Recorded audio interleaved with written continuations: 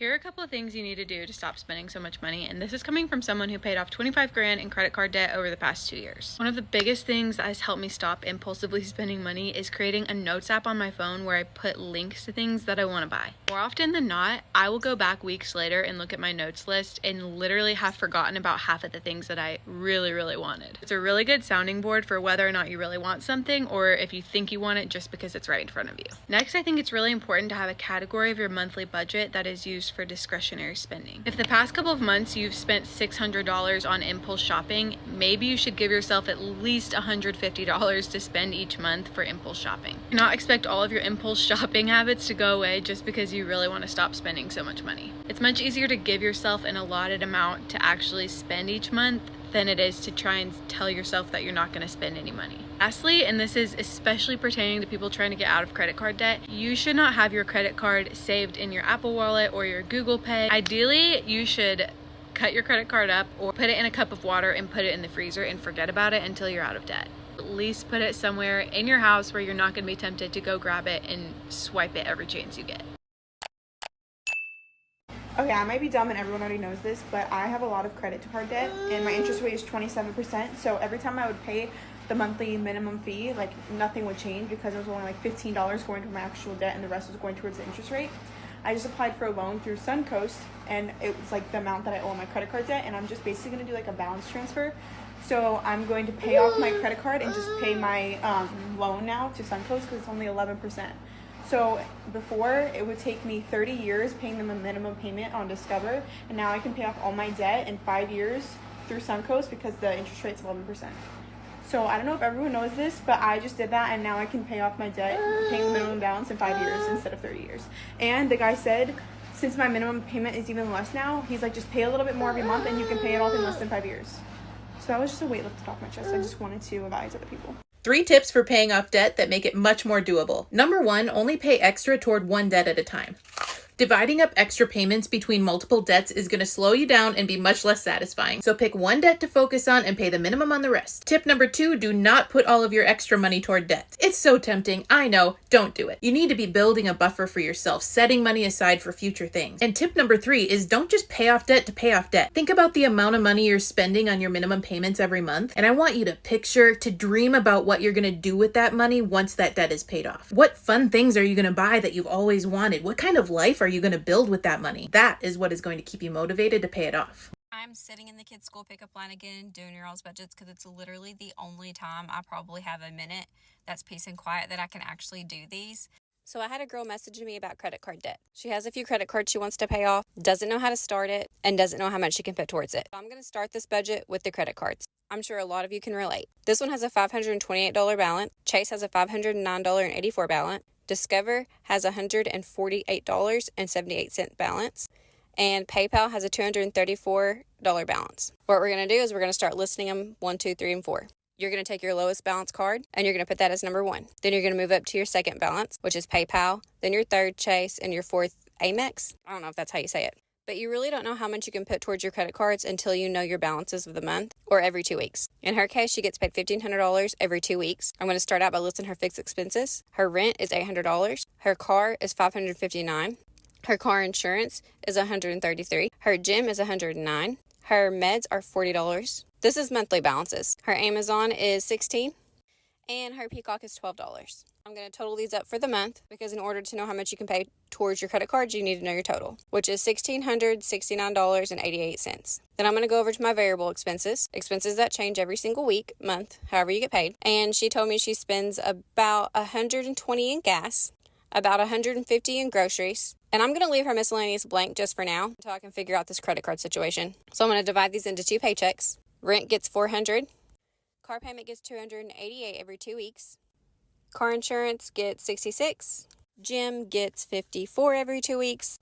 The meds get $20 every 2 weeks. Amazon gets $8 every 2 weeks. I just round that up. And Peacock gets $7 every 2 weeks. So the total balance for every 2 weeks is $835 because she gets paid $1,500 every 2 weeks. So then you're going to subtract $270 for gas and groceries, still leaving out miscellaneous, and you're going to have $565. So we're going to take that $565 and we're going to put it towards these credit cards. You can't put it all towards the credit cards because you need some savings and then you need some extra just in case something happens. So we're going to pay off that whole Discover card, $148.78. Your next paycheck, pay that off because you got the extra income to do that. Then as for the rest of the cards, we're just going to pay $25 on them. Then you're still going to have $341 left.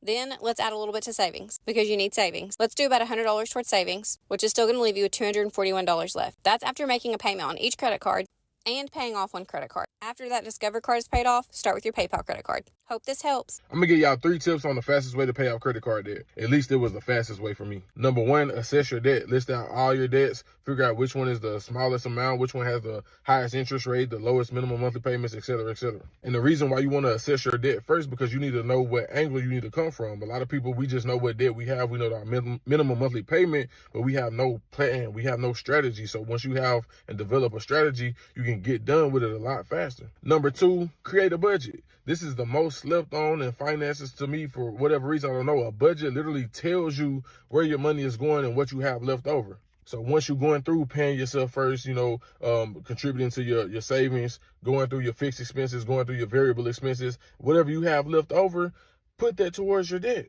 That will knock off months of debt. You can add literally $25 depending on your interest rates and all the details of the debt, but you can add an extra $20 a month that'll knock 6 months off of your debt. I've seen it, I've witnessed it, I've experienced it myself. Number 3, choose your method. You can go snowball, you can go avalanche. For me, snowball was the most effective way for me physically and mentally. Physically, because I'm literally seeing the number get lower and lower. And so that done something to my mind mentally. And so I'm like, every single extra dollar that I had, I'm like, man, let me throw that to that. So if my minimum monthly payment was $60 and I had an extra $20, oh, it's going to that.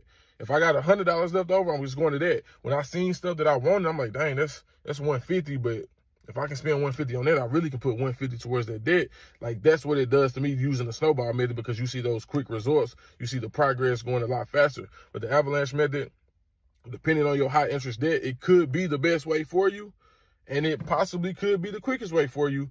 But I know the snowball method, you see them quick wins, and it does something to my mind personally. And I've seen a lot of people say the same thing for them with the snowball method. So for me, like I said, that was the most effective, most efficient way. And it helped me pay down a lot of my credit card debt the fastest. But as I mentioned in the first 2 tips, figure out what your debt is looking like. Once you figure that out, establish a budget if you don't have one. Whatever's left over out of that budget, that's what you need to be throwing, whether you're doing the snowball method or the avalanche method. Stay disciplined and consistent, and I promise you'll start seeing that debt just like continue to go from here, and it's just going to turn you up and motivate you to want to get it knocked out a lot faster. Hi, my name's Jocelyn. I'm 31 years old and I have $18,000 in credit card debt, and I just got paid, so let's budget my paycheck. My total gross pay was $2,184.66. I have my direct deposit set up in a way where $625 goes to my joint account with Austin. It's where our rent comes out of, our joint bills, and then anything for Rain and Rio, our 2 black cats, going out and restocking their food or litter or things like that. That goes immediately and automatically into that joint checking account with Austin. I have $250 that automatically goes to my personal emergency fund. Recently reached 25% of my overall goal of raising $8,000 for my emergency fund. This is the first time in my life that I have an emergency fund as a 31-year-old. It's insane. It helps the bank account that I use as like an online banking account that I don't have the app for on my phone, and I like rarely log into it. I only ever log into it to see that the money went in after I got paid, but I don't touch it. It just sits there. And it's so nice seeing that money go up. So that left me with $1,309.66, and I had a previous balance on my checking account of $709.15. So that brought my total checking account to $2,018.81. Y'all, it is insane. I still get so shocked seeing that much money in my checking account. This is coming from somebody who used to overdraft her account all the time. At this point, last year, I had already overdrafted my account like 5 or 6 times. I haven't done it once this year. Over the next 2 weeks, before I get paid again, this is what I anticipate coming out of my account. I have a therapy appointment, so that'll be $25. I have to transfer my fund money. I allocate $100 a month to a fund where I just do whatever I want with those $100, no questions asked. I pay my dad $62 because I'm still on his phone bill. Usually on the 16th of the month, I used to have to pay $368.61 months for one of my personal loans, but I paid that off last month. Now I have an extra $368.61, which I'm going to add on top of my next personal loan payment. So I'm going to double how much I'm paying. Be able to pay off that personal loan twice as fast as I was before, because the payments I'll be making will be $683.55. And that's where my money's going. Take care. Bye. Welcome to Hagonomics, and here's how this hag paid off $13,000 of credit card debt. Now, I'm not a financial expert. The way I explain this might be a little fucking shitty. So I'm going to tell you the method I used, which was called the snowball method. And if it doesn't fucking make sense, don't leave a hate comment. Just go look it up for yourself, please. Disclaimer. For a portion of my payoff journey, and what I'm going to go over today, I was living with my parents. I lived with my parents for about a year, but it took me almost 2 to 3 years to pay off my credit card debt. I found my old budget, and we're going to go through what I did. You need to know how much money is going into your bank account. Now, I'm not talking about what salary you signed on your contract. Go to your bank account and see how much exactly to the dime is getting deposited into your bank account each time you get paid. And that equaled to $3,980. I listed out all of my mandatory expenses. So this is where things like rent, electricity, I would write that down. So at this point, I wasn't paying rent because I lived with my parents. In here, I essentially wrote down, and you can go into your statement and figure this out, but I found the minimum amount due on my credit cards. I basically paid off the credit card that had the least amount of money first. I tiered my credit cards, starting with the first one I paid off had the least, then the second least, the third least, and the fourth least. I had 4 credit cards at that time. I had already paid one off, so that one's not on here. I totaled up all these amounts, which equaled $1,293.06.